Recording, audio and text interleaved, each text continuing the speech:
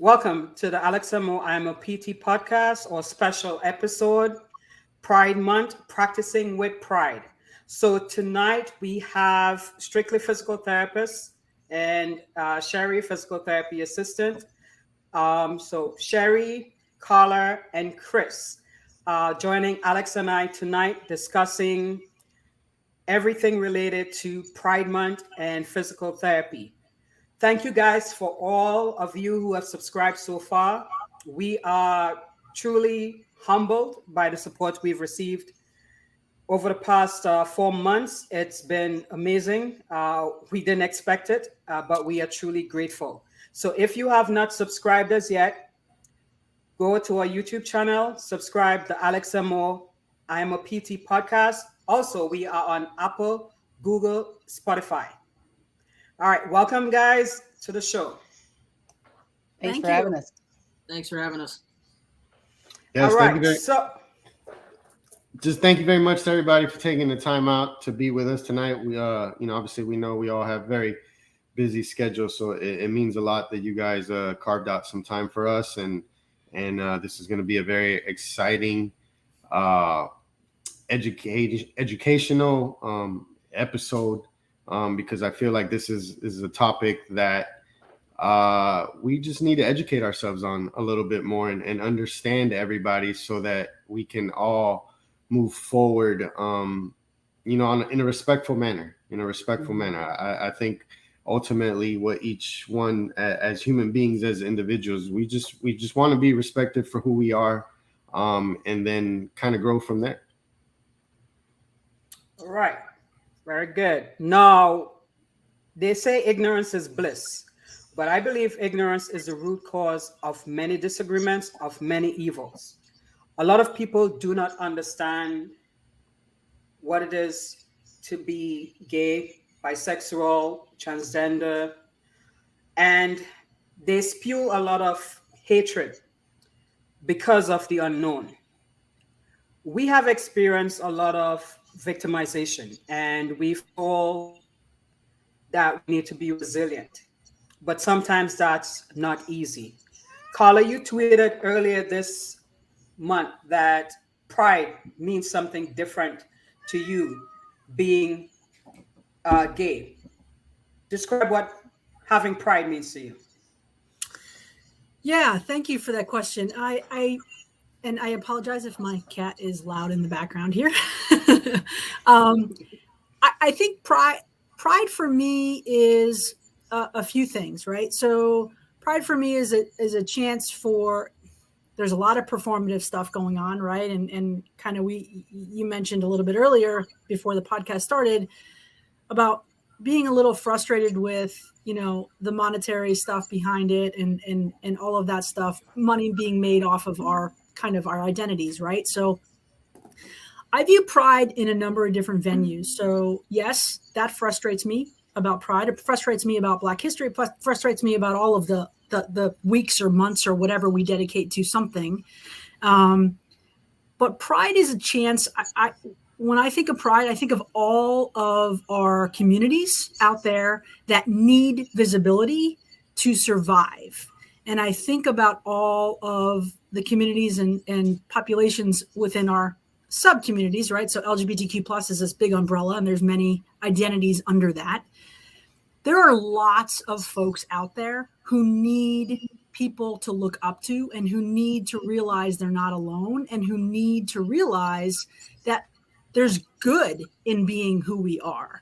And if, not paying attention to the horrific news all the time now that is focused on the anti-LGBTQ plus legislation going on, pride provides us with an opportunity to celebrate our milestones in our communities, to speak up and be proud of who we are and authentically have conversations with other people about our lives as human beings and about the more similarities we have with everyone than differences, right?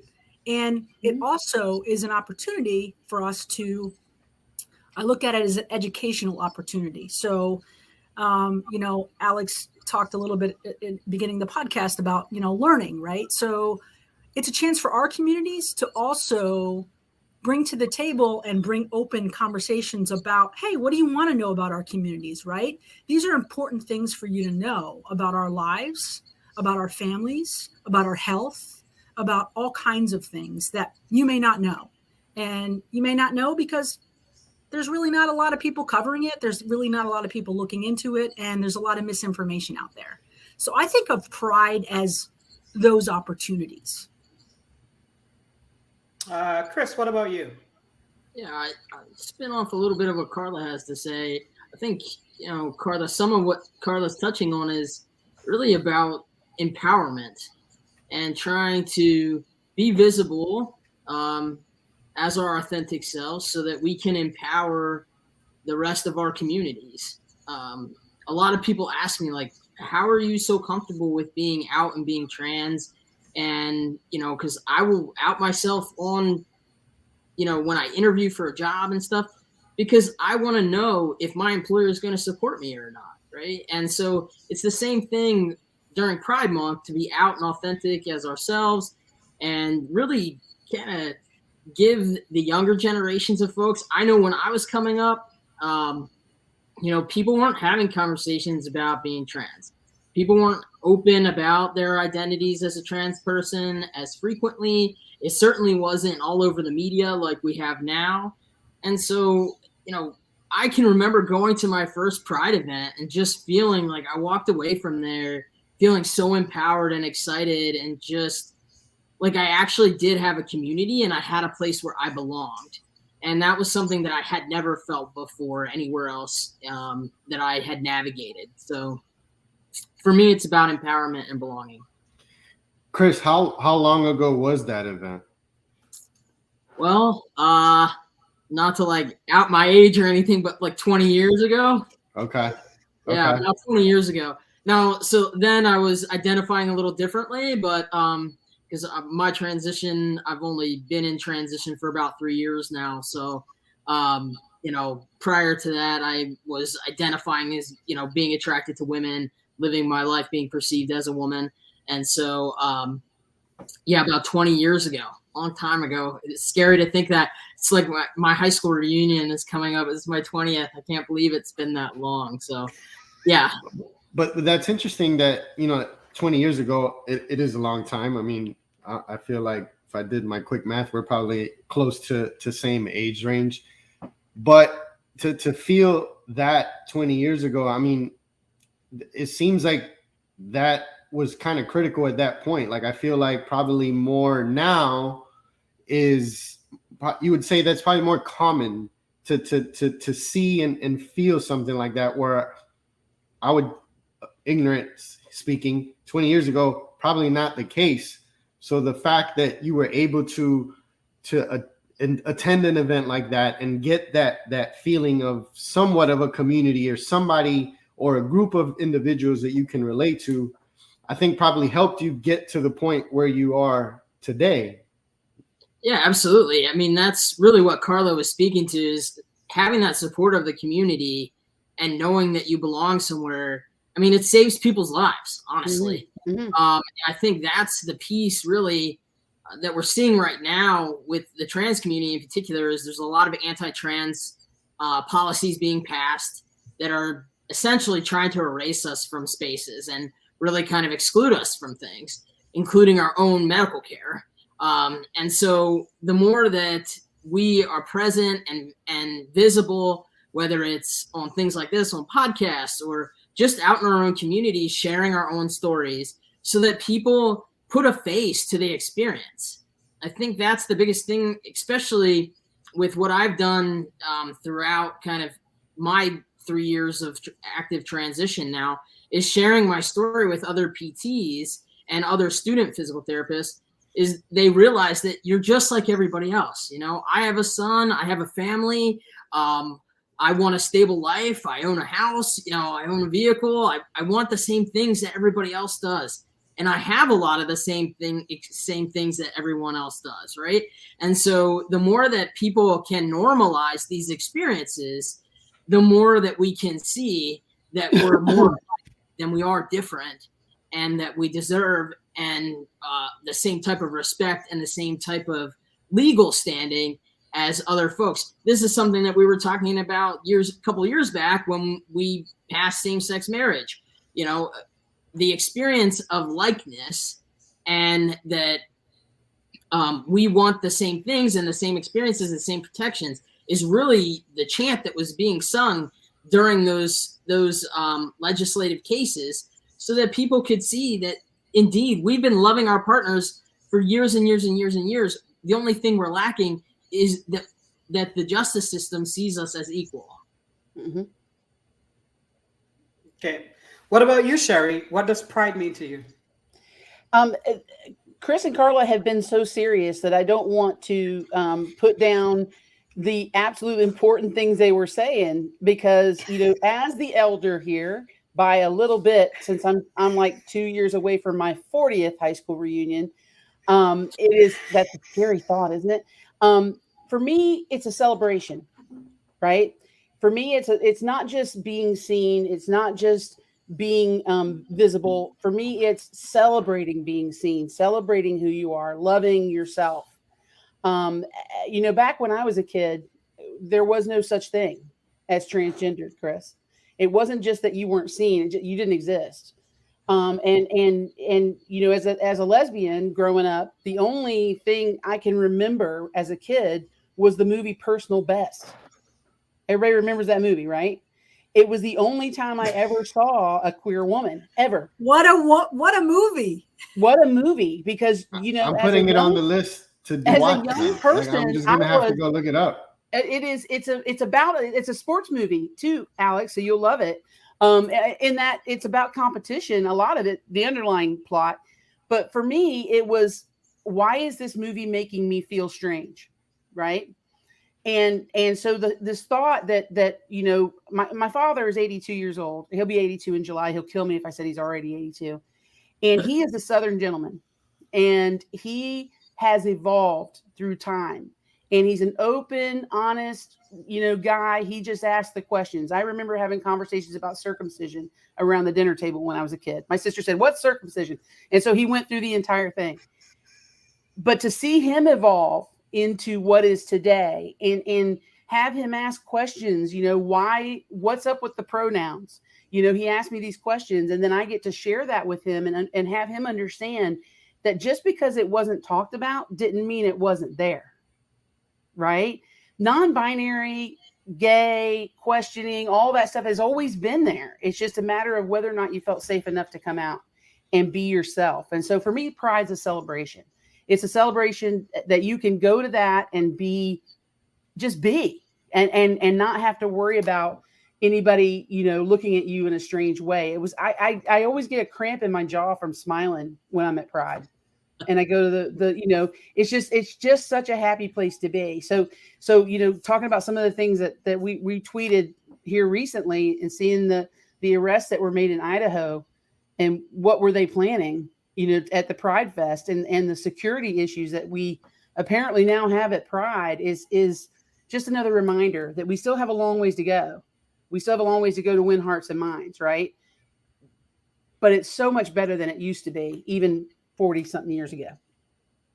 Mo, What does it mean to you? Well, for me, it was a bit difficult, first of all, coming out. And I personally didn't have the strength to be that martyr. Karla spoke about representation, and I do believe representation matters, but traditionally in my culture, it's not something that's embraced.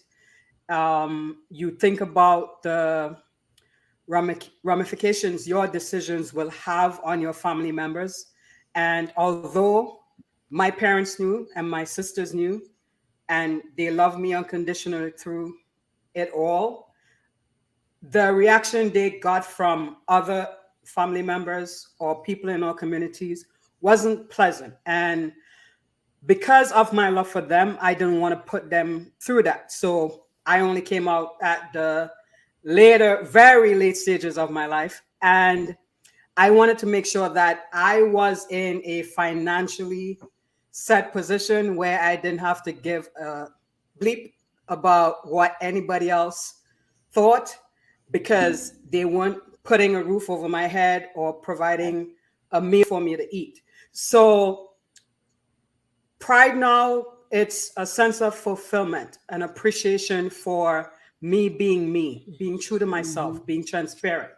And at the beginning of the month, I said, just be transparent, be you, people will adjust.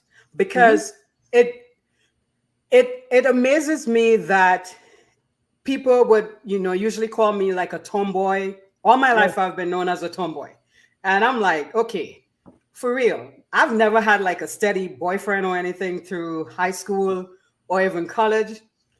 The signs were always there, but the fact that I still lived in the closet, it changed drastically when I actually was open and living my life. And the initial reaction that I got from people I considered friends, it was harsh, but having that community that all three of you spoke about made me feel like I belong and welcome, and I could be more open and be myself. It was liberating. So that's what pride means to me. Mo, since that point, has the situation with your family, extended family, has that changed? Good, worse, same? Alex, to be honest, I don't care. Okay. Like you usually say, the only thing that matters to you is who lives in your house. The only reaction that I care about are the people who matter to me the most. And respect. It's respect, because you know mom, how that's how it works here. So yeah. So I'm no longer worried about that, about what any future employer would think, or what they would say. They will usually like hush murmurs like, oh, she's one of them, that sort of stuff. And I'm like, is that going to change how I practice as a physical therapist? Is it going to change how I am as a person to you?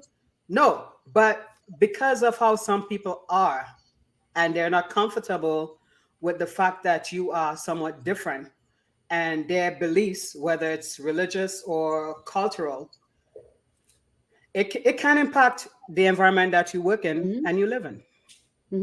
So that brings up a good point and a question for our guest. As Mo kind of mentioned, if anybody's seen any of our previous episodes, I always tell my wife 4011. That's the number to our house. That's the only people that matter to me and the only people whose opinions matter. And at this point, only my wife has an opinion that matters. My kids don't get an opinion just yet. How challenging has that been for each of you individually? On a personal level, on a professional level? I know Chris specifically, you mentioned, hey, I'm very forthcoming with who I am, what I'm about. What has that experience been professionally? I would say more important for here, but in general. You want me to start, or you want Karla? Sure, you can go ahead, Chris. I'll go. I mean, for me, I pick employers that are going to be inclusive. If I'm not feeling like I'm going to have an inclusive experience at that employer, I don't want to work there. So I honestly out myself during the interview process. Oftentimes, like I just finished my second doctorate degree. I will oftentimes when you're applying for faculty positions, they want you to write a letter of inclusive excellence. I will incorporate that into my letter of inclusive excellence. I will incorporate it into my research statement so that the university knows what I'm about, because to me, it's more important for me to live authentically than make more money. I want to keep a roof over my head. I want to keep a roof over my son's head, but I also feel that what some folks don't understand that have privilege is that the day in and day out toll that it takes to try to pretend like you belong in a place and not share who you are, it sucks you dry. I mean, you just have nothing left to provide anybody that you're working for. So if I'm in a clinic and I'm working with patients, I got nothing left for my patients if I spend my whole day hiding, right? In my head, instead of thinking about doing that grade 2 joint mob on somebody's lower back, I'm thinking about, all right, am I passing today? Like, is my is my binder on right? And is my voice, am I like, fluctuating my voice deep enough? Am I walking around with authority? Do I look man enough? Like that experience is the experience that you have before you become your authentic self. It's all you ever think about. It's in the back of your head. It's like having ADHD. You're thinking about 12 other things while you're doing the one task. People don't understand that that's what it's like to be trans and trying to pass. And so that experience is extremely challenging until you really come into your own and feel safe to just be yourself. And so that for me is so much more important. Me being able to be myself and be seen the way I wish to be seen than making any type of money. So in my experience, if an employer is not rolling with it, then it's not a place that I want to work. I'm fortunate enough to be privileged to have an education. I have 5 degrees. I can pretty much work and do whatever I want. I'm really fortunate in that way. A lot of people in the trans community are not that fortunate and do not have that experience. A lot of folks are homeless. They're living well below poverty line. And they don't have that type of privilege that I have because of my educational background. As far as my family goes, I have a twin sister. She's been a fantastic ally throughout this whole thing. She was one of the first people I told, along with my mom. And so I'm very fortunate that the majority of my family, even my dad, who's uber conservative and, worked most of his life as a policeman and SWAT team leader. He loves me unconditionally, and I'm really super fortunate. Again, super privileged trans experience.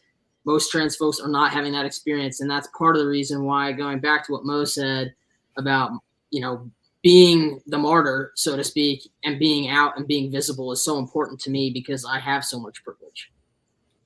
What was the point, Chris, when you got to that point, you said, you know what, this is who I am.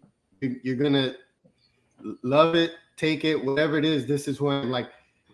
What was that point? How did you get to that point? Like, what made you, or who? Because it could have been somebody that said to you, like, hey, Chris, like, be you. What was that experience like? Yeah, so I postponed my transition to have my son. So I actually went through carrying my son out, like socially out, but not physically transitioning. And so I went through that process, and having my son,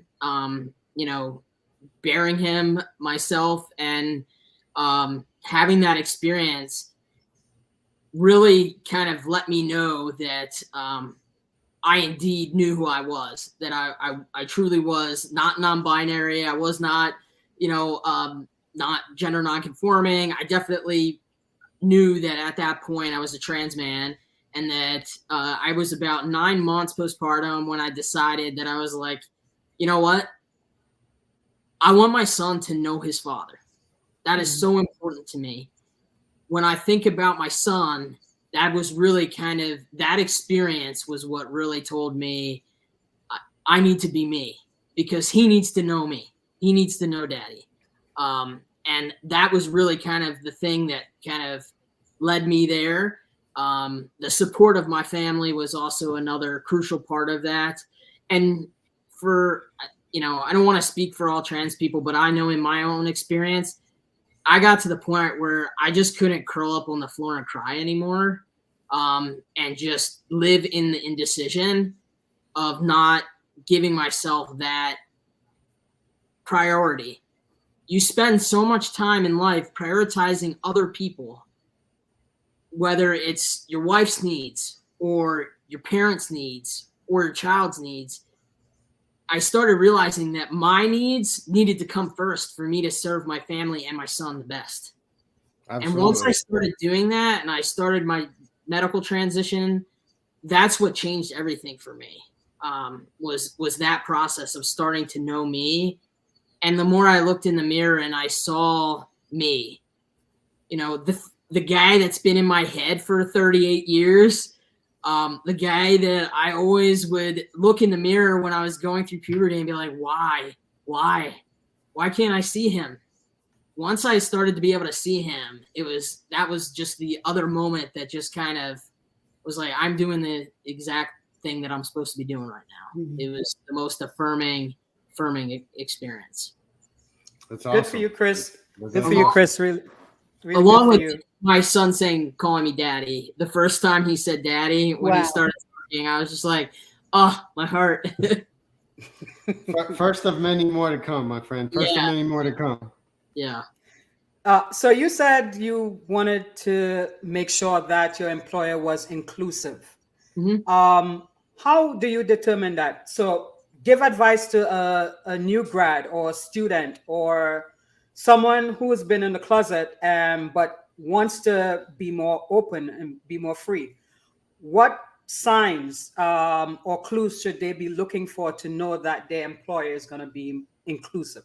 Yeah, so some real strong signals that you can pick up on before you even go into the interview at a site. I usually do research on the internet. I look and see, if I can gain access to their mission, their values. It's often very clear there, number one. And what makes it clear is seeing gender identity being included in their policies, included in their mission, included in their anti-discrimination policies.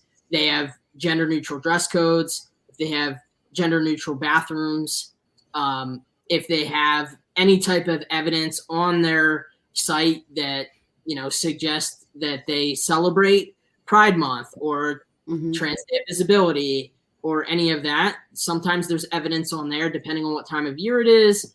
And so those are some really easy things to pick up on a website.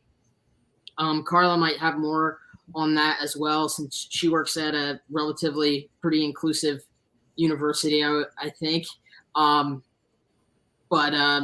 Those are the big things outside of those spaces. And then when I go into the interview, oftentimes if I'm giving that information in my application materials, they won't even call me in for an interview if they're not down with it,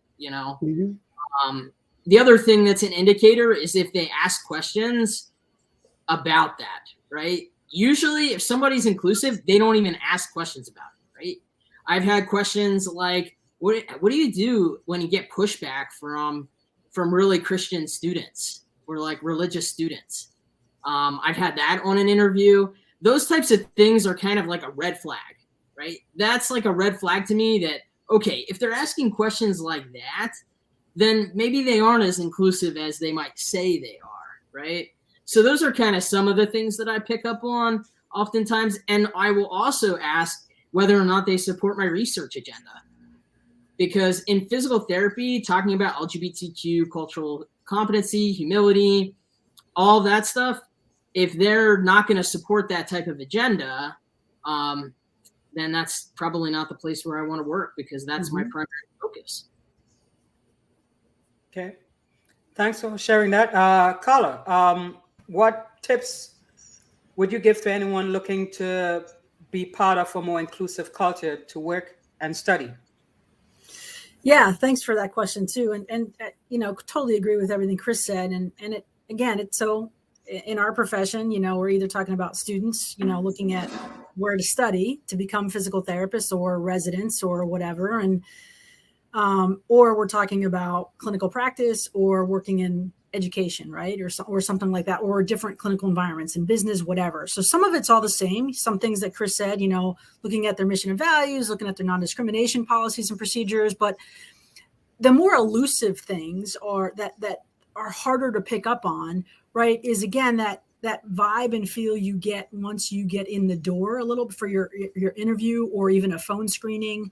And two, so say we're talking about clinical practice. Like, is there an opportunity for you to be able to look at, a little bit more of how they do things? So asking to look at like, hey, can you show me your electronic documentation system, your intake forms, so I can, so I can get a grasp as to, you can see if there's inclusive intake forms that include sexual orientation, gender identity questions, the 2 steps, sex assigned at birth, gender identity, those kinds of things, or, family, if there's gender neutral terms being used, or if there's just your male, female, nothing else asked, so some of those clues also help you figure out what kind of employer or clinical practice that they are. It doesn't mean that they can't get better and that they're not open to it. Maybe they're completely have no idea, right? But that gives you a clue as to where they stand. And then again, like Chris said, like in your interview, paying attention to clues. So again, one, do people on Zoom use their pronouns? Do they introduce themselves with their pronouns? How did they react when you introduce yourself with your pronouns?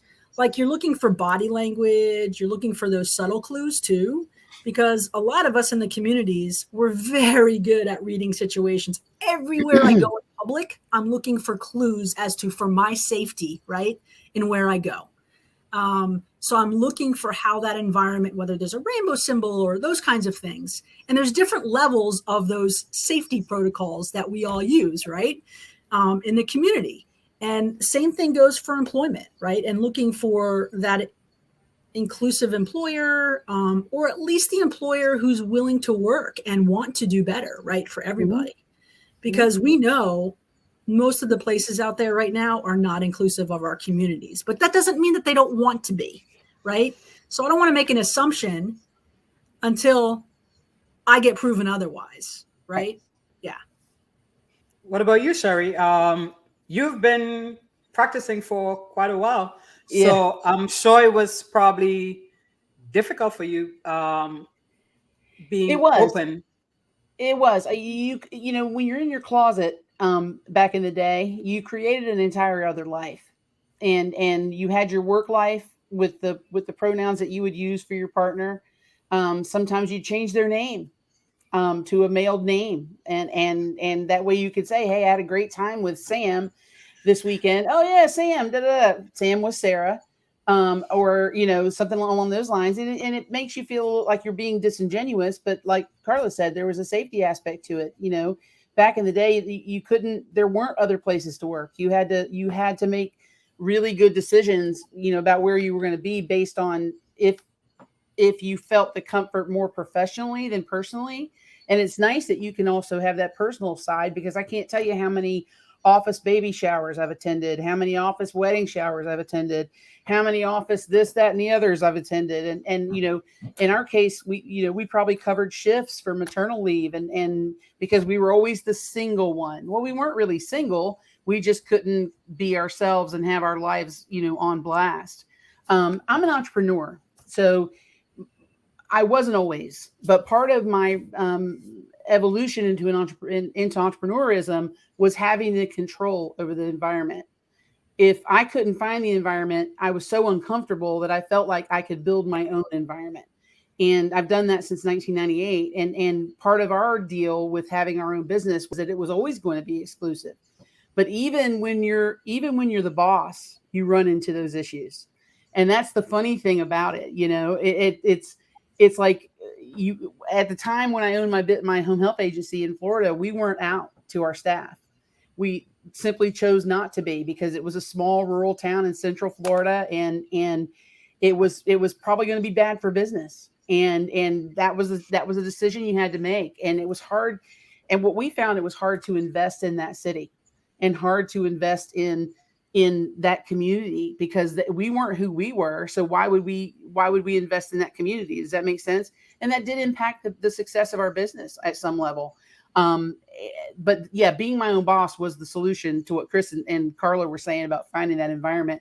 But yeah, it's still, it's still a tough thing, right? We get asked things on interview, and I can remember, this is a real brief story. My first degree is sports medicine. And so when I was coming out of the University of Florida, go Gators, Alex,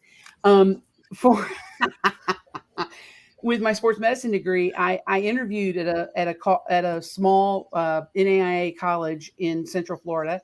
It can remain nameless, but I think it's improved. But if you want to know, I can tell you who it was. And one of the questions I was asked is if a female athlete came out to me, would I inform the coach and the parents?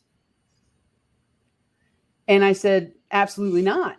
Because as a trainer, I'm a medical professional, and there's a level of privacy expectation. Well, needless to say, I didn't get called back. But it's one of those things where, it was blunt. It was blatant back in the day. I was fired from a job that there was no other reason except for my relationship that I was fired. I had lost actually a job too. Yeah, I was actually a finalist of 100,000 employees. I was a finalist for the final four for Employee of the Year 4 months before. They walked in and fired me. Now I got my job back because Sherry ain't going out like that. Because I made a call to the president of the business and said, look, these ladies came and fired me, but this is who I am and this is what I was up for. And they did not give me a reason. So I can only assume that reason is my sexuality. That was kind of my first professional coming out. And I said, if that's the case, then I'm gonna put y'all on blast. Okay. Cause I was angry. I was an angry person, y'all. And I got my job back and I got of course they moved me to a building that I had to drive 45 minutes for, but I got back pay and everything. But I mean, at that point in time, I had no legal protection whatsoever other than my own chutzpah and my own fire, but thank goodness there's more protections out there nowadays. It's not where it should be though. Let's be clear. Nods all around. I was just going to go there, Sherry. I was like listening to all this. I have to take it to a serious note about current day because we are absolutely going 20, 30 years backwards in this country right now in terms of culture climate. And that matters whether we still have legal protections, same-sex marriage, other things. And most northern states have, at least geographical protections, if not state protections. Like Pennsylvania doesn't have state protections, but Philadelphia and Pittsburgh, they all have, regional protections, anti-discrimination protections. But current day, listening to your stories, I'm getting calls from across the country on a weekly to bi-weekly basis from physical therapists, students, physical therapists, colleagues who are going through absolute explicit discrimination because of their identities right now in this country. Since 2018, there have been almost 680 anti-LGBTQ plus legislation bills introduced. That's 4 years, 700 bills. And the last 2 years, it's been most of them. And what they do is they're targeting, they're state level. None of these are federal at this point, but Supreme Court's going to be weighing in on some things. At this point, we're talking about, okay, I'm bringing it back to our profession, right? And I can tell you stories. I can tell you stories about my personal experience in this profession. I've had to leave a job. I've gotten fired. If you're comfortable, like we want to hear it, not only for us, but for other people that may be in similar situations. Again, whatever you're comfortable with, and that could be a little bit or a lot. But one of the things that Mo and I want for this space is for our guests to feel comfortable enough to do that, because, and especially on this topic, there may be a PT somewhere, a PT student right now, as you've mentioned and you've probably heard, that's going through some things, and to say, hey, Karla, Chris, Sherry, they've had similar experiences and this is what they did or where they are now. Like, it gives people hope. As I'm sure you guys know, on a more serious level, like we mentioned before, it gives people the reason to think that they belong, to live, to be here, to be a part of their community. I would say, I think, and being a past leader with PT Proud and in APTA with DEI stuff and part of a number of other things going on in our profession, I would say that our communities within our profession continue to be frustrated, disappointed, saddened by our colleagues who continue to say that this does not belong in physical therapy conversation. And what I mean by that is just look at the House of Delegates hub last year with the motions and all of the stuff that was put out there by our colleagues that we had to read about who we are and what that meant to them in our profession and how it wasn't applicable, or, just even the discussions around where we go for conferences, right? So those discussions were had, and what people said about that. Well, you can't you can't boycott any state because every single state has discriminatory practices against somebody on the books. Well, okay, who puts the value on that, right? Who gets to say that is there a level of discrimination? Like, where do we draw the line where we actually speak up as a profession? Is it legal? Is it just culture, climate? Is it like, that's my question to us as colleagues and professionals, right? When do we hit the threshold that we speak up for human beings, for what is going on in this country that are destroying lives, right? So our shtick is we're movement specialists. Look at all of the anti-trans sports bills out there. Mm-hmm. What I can tell you is they are not harming who say they are harming. They are making that up. The harm is to the trans community. And the fact that they are proposing a bill based on a made up reason that is harming cis women. Where is the checks and balances here on facts? There are none. Mm-mm. And the communities that are suffering and dying, suicides are up. People are leaving states because of these things. Families are taking their trans children and leaving their whole way of being to save their children. And our profession is not talking about this. And Karla, I'm gonna echo what you're saying as a involved member with the APTA, and I'll say the words. The APTA has been maddeningly silent, maddeningly silent on this situation, and it's made me question my membership with them. It's made me question my involvement.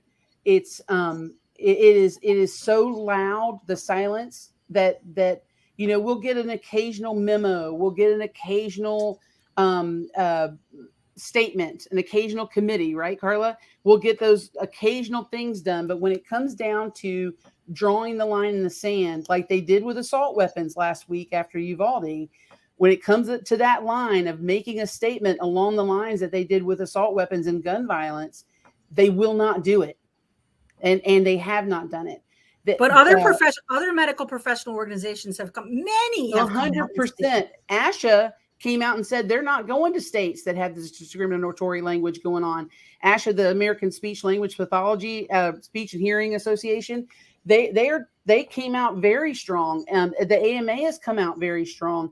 The only way that this type of ignorance, and there's no other word for it, this type of blatant fraudulent ignorance where they come up with these bills that there's so much harm being done to the white cis community. There's not been harm done to the white cis community.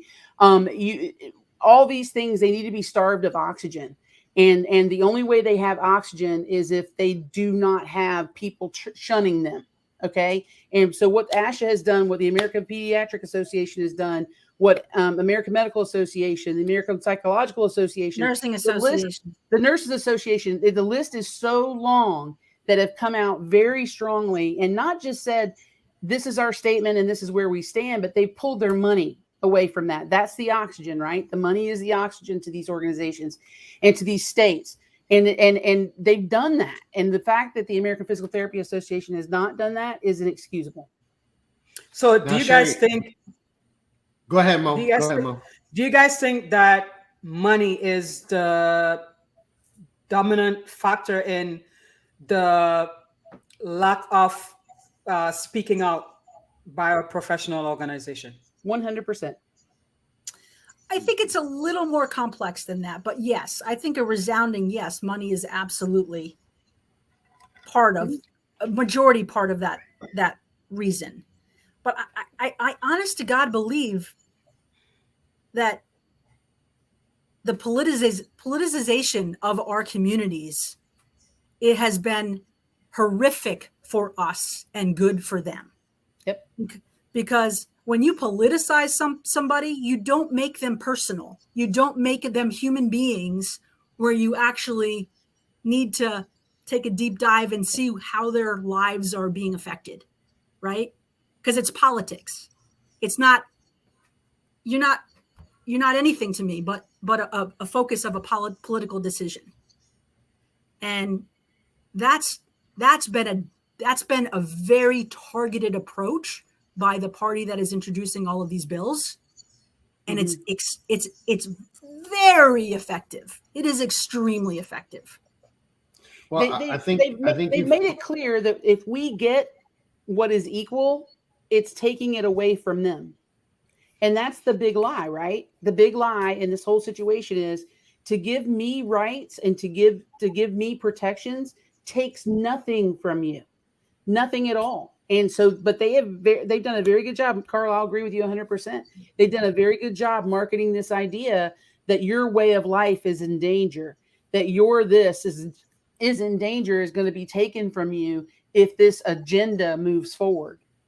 And there's a word for that. Those are the political determinants of health. Yep. I think that's part of what's going on for the APTA too. I think what's going on with the APTA stuff, in my opinion, is really they don't understand the personal level of these experiences. You know, they don't understand how if there isn't a statement about these kinds of issues that are related to our communities, what that does for us on a personal level as professionals, as our students are experiencing these things, as our patients are experiencing these things. If we want to be recognized as frontline providers who are autonomous from other professions, we must start behaving that way. And a big part of that, to me, is ridding ourselves of ignorance. We need to be able to understand what's behind these things, right? I think a lot of folks don't understand. If you're in Texas right now and you're a provider, we're mandated reporters, and the policy says that allowing your child to have gender affirming care is child abuse.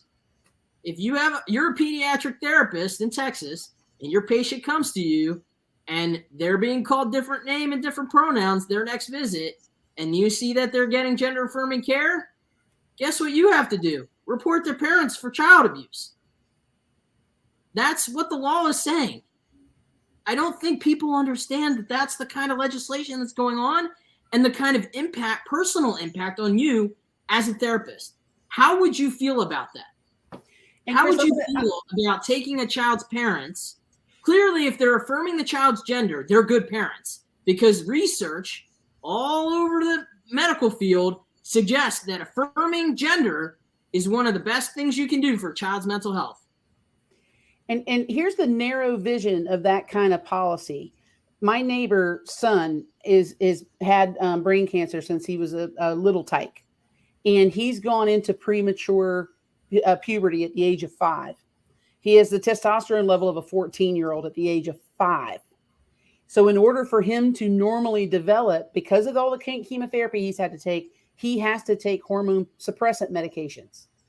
And that in Texas would be considered illegal and would have to have some sort of special designation, notwithstanding the utter hell his family has been through, because his cancer has come back a couple of times.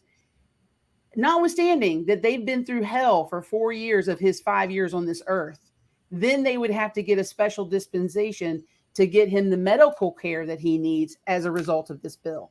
So it's not just to our community that's hurt. These bills, these discrimination bills have far-reaching ramifications that really can't even be measured. I'm sure that I'm dealing with 2 college professors here. Y'all could probably measure it, but it would take a while, right?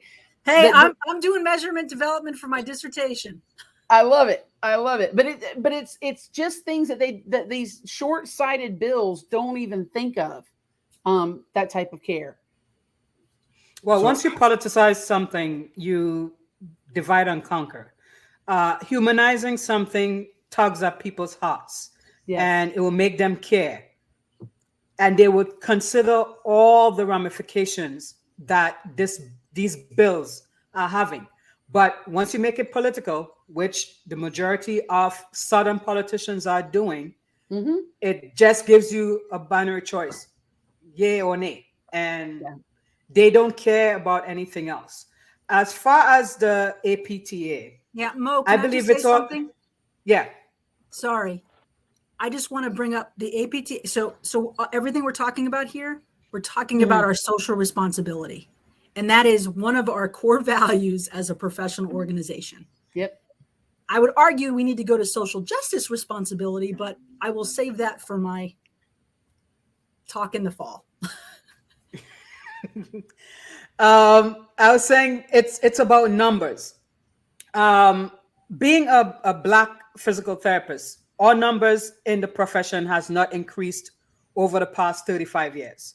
And even though more physical therapists might be out of the closet, even in leadership, people hide because of fear of victimization, fear of losing the job. And if the numbers are showing that the majority of people who invest money into membership are of a certain demographic, they are gonna remain silent, and it's all just a matter of numbers. However, we need allies. I went to the PT Proud Twitter page and tried to follow the instructions to become a member of PT Proud, and that in itself was a huge barrier to navigate all those different things that you have to do. So again, it's like getting access to care. You're preventing people from becoming members. If you want to become a member of the APTA, you just pay membership and you check whatever. Why can't it be the same way for PT Proud? Why do you have to go to this thing, that thing, that thing? It should be I improving. have an attention span. No, I will tell you, it should be improving. They went to a new website platform, and that threw everything into a tailspin. But it should be improving, and part of that is the requirements of the committee status. And it is. You're right, Mo. It is tough to do those kinds of things and have those kinds of barriers thrown in front of you, 100%. But about the silence, I'll go back to that for just a second, and the numbers. I am sure that ASHA is the same demographic, probably off by a few random percentage points that APTA is. The same with AMA. The same with the American Pediatric Association. I don't think that that's it. I don't think that it is about those numbers and those demographics, because it would probably fall. And I'm going to just put a disclaimer: not a college professor, not a researcher, but I'm sure it would fall within the same demographics that the U.S. population is to some degree, and maybe skew a little bit further white because you have to pay for your degree to get there. But so do those other professional organizations. So I disagree with you a little bit. I don't think it's the sheer numbers. I think it's something else. So they can argue that ASHA. Sorry, Alex. I'll let you go. They can argue that ASHA, right? Because it's mandatory for all speech language pathologists to be a member of ASHA. So if you're a speech therapist, you have to pay membership no matter what. Yes, the reason I know, my best friend is a speech therapist, and she's also the vice president of my company on the executive team. Didn't know that. No. With the AMA, there's a sense of pride for all physicians in the country to be part of their organization. Right. We do not have that in physical therapy, and they have money. Chiropractors have money. So as I said earlier in the podcast, that I had to get myself in a position where I knew that I did not have to depend on anyone else financially to not give a damn about what they thought or said about me. And unfortunately, I do not think the APTA believes it's in that position to do so. Membership has been dropping since COVID, and I'm sure if they decide to take a bold stance on certain issues based on numbers, they will feel that it's gonna cause a severe drop in membership, because some of the same people, even at the House of Delegates and the ones with the larger clinics and multiple clinics, threaten that they will withdraw their membership for their employees if certain stance is taken. So that was my stuff. But Alex, you could go ahead. Indirectly, they're funding the discrimination. The other aspect of that, Mo, that you get to is numbers, right? You're talking about numbers and them knowing numbers. They don't even know how many, they don't even assess for gender and sexual orientation at all in their demographics. So how do they even know what their membership looks like? See, that's like the piece for me. That's the puzzle piece where if you don't have numbers to even talk about this, why are we're at a disadvantage to have this conversation, right? They don't even know how many people that they have that might be trans. They don't know how many people that they have that identify as LGBTQ. They don't know any of that because they don't assess for those demographics when you become a member. So how do they even know what type of power, what type of financial power our community actually has? Not only that, how many members are they losing because they're not inclusive? I mean, right. As we speak, I know some great professionals that are no longer members because of this issue and other issues that are around all the politicization, if you will, of politics. Forget it. It's almost 9:00 and I'm old. I can't speak that well. But there's people that are leaving now, and they're leaving because of these kinds of issues. I mean, they're sick of the same old, a lot of lips flapping, but they ain't no feet walking. And that's a problem. The PT Proud Committee has struggled. We want to become a special interest group under the HPA, which is now another name, which I cannot get to stick in my brain. Academy of Leadership and Innovation. Thank you. Academy of Leadership and Innovation. We want to become a SIG, and it's been a long road, and it's been one that's been met with a little bit of resistance. But I think that that section has grown in membership over time because of some of the stances they've taken. So it's it just doesn't hold air for me. It doesn't. They're allowing their morals to be bought, and that's what Chris was talking about when he was looking for employment. There wasn't enough money to buy me, to buy my identity. Well, APTA, I'll ask you this question, and at risk of getting a phone call from one of the higher up muckety mucks, what's your identity? What's your identity worth? Right? And right now their identity is flailing a little bit in this situation. They need to speak up. Well, and my question to Chris's point earlier, where he said that, he felt like they didn't know. They don't know how these policies affect him and his ability to provide care and everything that comes with that. How do we even start to change that, I guess, right? Because I've sat here and listened to you guys discuss about the potential reasons why the APTA want to make their stand. I would tend to agree with you guys. I feel like the money is probably a significant component. I don't think it's the only reason. That would be very naive to think that it was purely that, because you guys have given examples of some of these bigger medical communities and associations who have taken this stand. And that to me is a bit concerning, because how do we have the AMA making these stands, but we can't? Right. Like what is holding us back?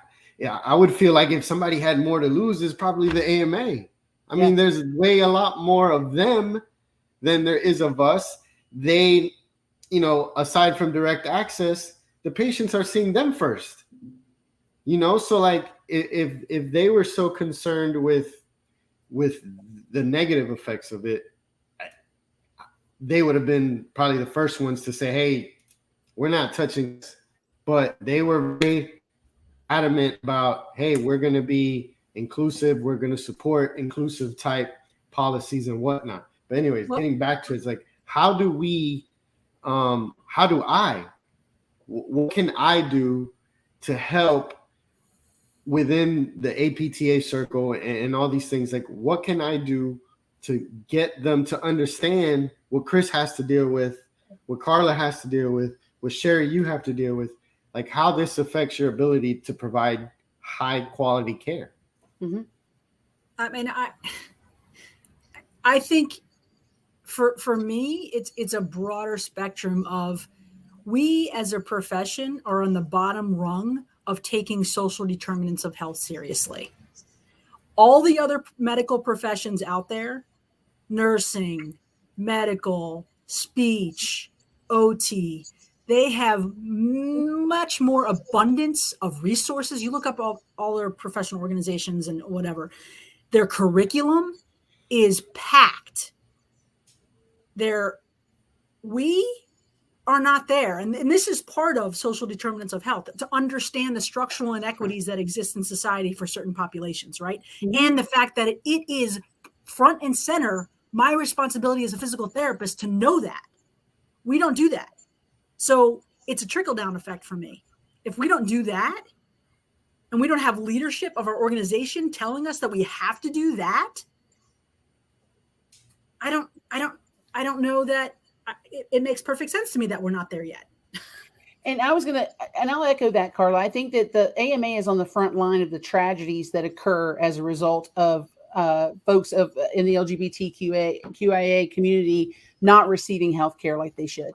They see the detrimental effects that has, and they deal with that on a day-to-day basis. And I'm gonna throw in a little curveball here, but to me it applies. I'm still reeling from in the middle of the pandemic. I say not middle, the beginning of the pandemic, when everything was being sussed out about what the federal government was going to do with payment changes and policy changes in order to help the healthcare community navigate the pandemic. When we were considered non-essential, when that ruling came down, I think that was a big wake-up call for us. And I think it was a big wake-up call for our profession. For as high and mighty as we are, a doctoring profession, excuse me, did I just air quote that? No offense to those of you that have doctorates.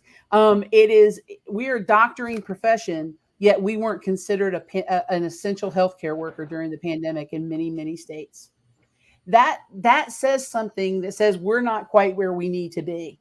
And it's going to be hard to become essential with these archaic beliefs and archaic practices in place. For example, in the state of Florida, if you're over 18 for Medicaid, you can't receive physical therapy services. There are no therapy services that are paid for by Medicaid in Florida if you're over the age of 18. None.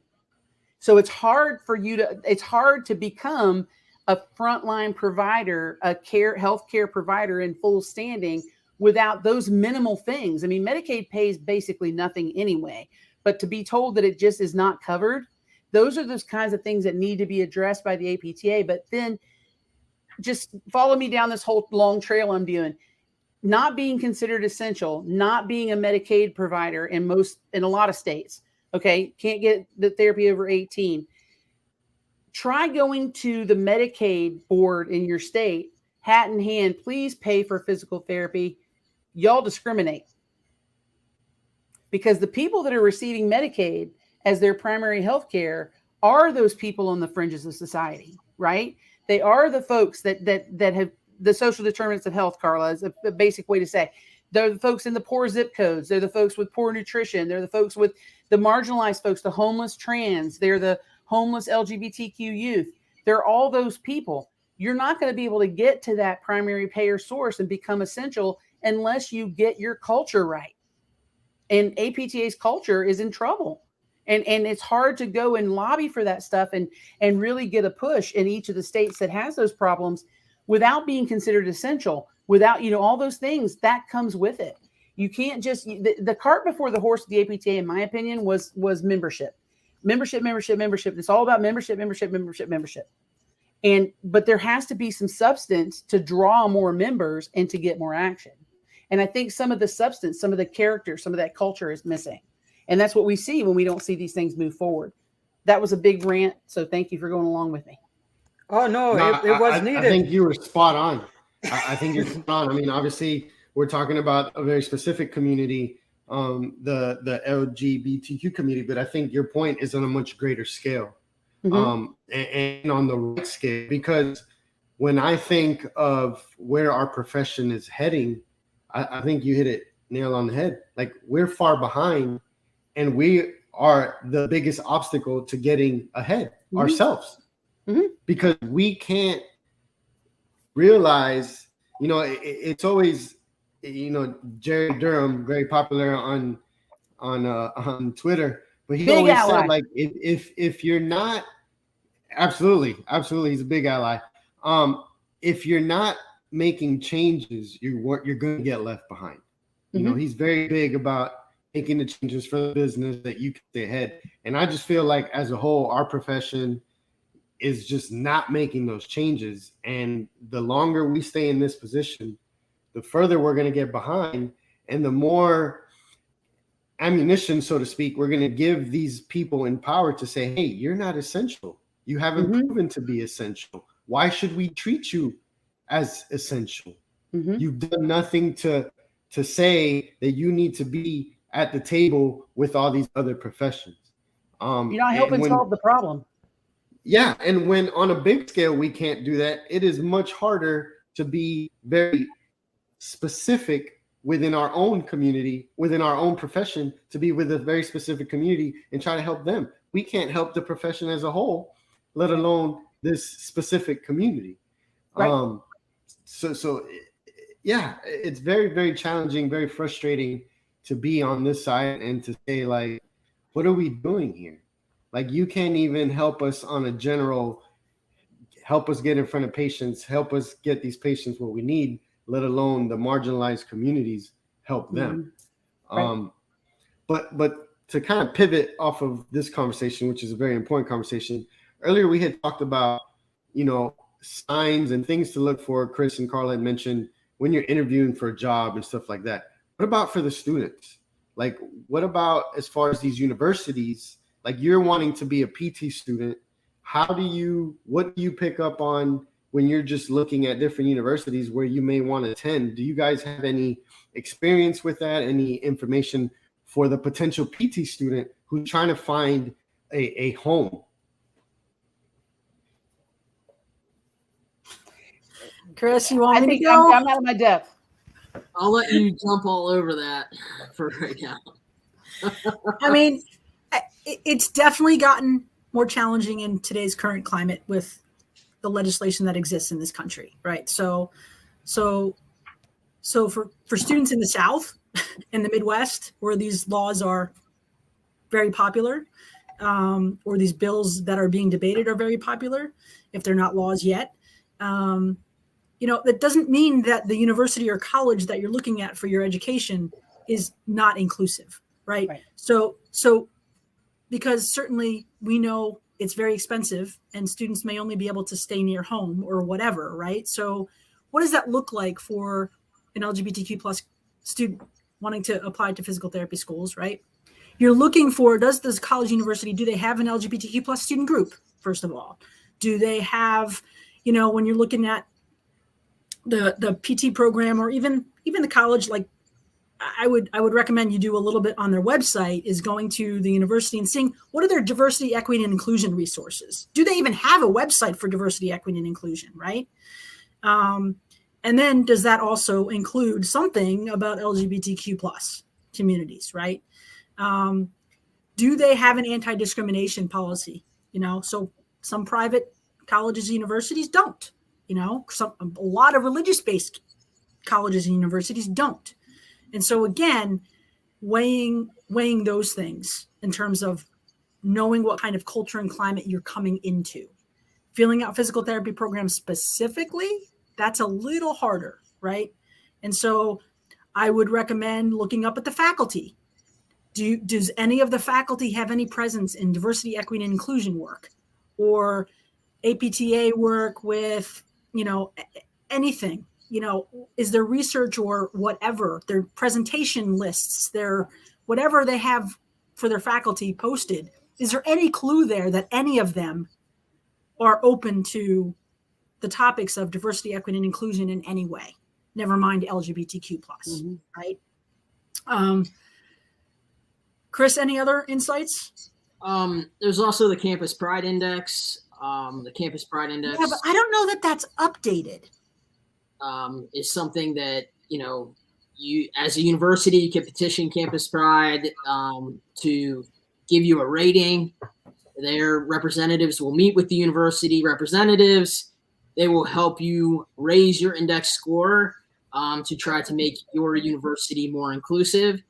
The other places that I would typically go is I would look at, I would ask potentially to talk to the resident director and find out what their policies are for housing folks that might identify as trans, or what are their housing policies in general? Do they have policies that discriminate? Or don't? Does the university have, they should be able to post, if they have it, a chosen name policy and those kinds of things? Chosen name. What's their policy for pronouns? What's their policy for using a name, different from your legal name? What does the student insurance cover? Does the student insurance cover gender affirming care? Those are things that you can easily gain access to if you call the right places, right?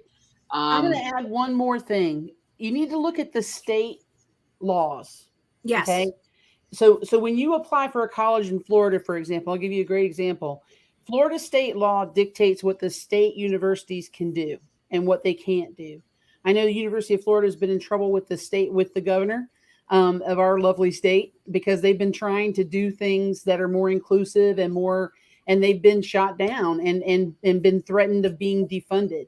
So I think looking at the makeup of the state legislature and what pending bills are in that state should be a consideration before you choose the state that you go to school in. And you're spending a lot of money, right? Right. to be somewhere where you're not going to be accepted, or right. Even you might even be discriminated against. Well, right? in our state, they actively work against people of our community. I mean, it's not just, I say my state government does actively work against, to the point of threatening to withhold funds from the largest university, or the most prestigious, no offense, Alex, university in the state of Florida, because of their policies of inclusion and because of their policies of trying to do what is considered the right thing. There's nothing political about that. If you look, you say, well, if it's Republican, Democrat, who cares? Look at what's pending. Look at what recent legislation has passed, and has it been friendly to you and who you are? And if it hasn't, there's a university in a state like Massachusetts or somewhere that wants you. They want your money. They want your time. New Jersey, whoever. Come to Philadelphia. Exactly. Well, it's been a great conversation. I know that in Maryland, we made it mandatory, and the District of Columbia as well, for all clinicians renewing their license to have a diversity, equity, and inclusion course, a mandatory CEE course. Awesome. So I'm thinking, if this is enacted statewide, it would help to improve the informational and educational level, and help to humanize us, the LGBTQ plus community, and maybe even make the APTA become more, what should I say, resoundingly sound on policies to protect us. So I think we should look at the sleeping giant. The sleeping giant in this whole thing, in my mind, are the students, right? They get given a free membership. They don't understand the power that they have. If they insisted on some of these changes happening, and I'm not sloughing it off on the students as their responsibility, but that's also a new generation with new ideas of what it is to be quote unquote normal. Okay. Their ideas are way more expanded than ours were. We're in a little bit of we're in a cultural generational shift, but the students are the new members coming up, right? So if they insist on some of these changes for what they want at the APTA to look like and be when they become members, or else they won't become members, that's a pretty powerful thing. Well, so I would second that and say, I've been singing this song for a long time, but why do we not have CAPTE accredited standards for having LGBTQ cultural competency as part of our curricula? Why is that not part of the standards that we have, right? Why do we not have clinical practice guidelines for trans people, for LGBTQ people? Why do we not have any of that, right? Many other professions have standards of care. Why do we not have standards of care for folks that are LGBTQ? Mm-hmm. Well, I don't know. That's why I'm saying it, right? I don't understand why we are so far behind other professions when we hear this all the time, that we want to be an autonomous practice. I have a direct access license. If I want people to take me seriously, I need to be able to treat someone that is trans, right? And Right. I can tell you, I talk about trans health all the time with students and with faculty and with other clinicians. And there's so many things people don't know. They're like, I had no idea about that. You know, and that to me is scary because people could get hurt. We could be hurting our patients. 100%. It's not so much about the politics. It's about our patients and putting our patients first, and about putting our students first, because we want our students to be better clinicians and ourselves as clinicians, because we want to do what's best all the time. We want to make the right choices for the right reasons. Mm-hmm. Absolutely. I mean, I think most of us, you know, we became physical therapists because we enjoy helping others.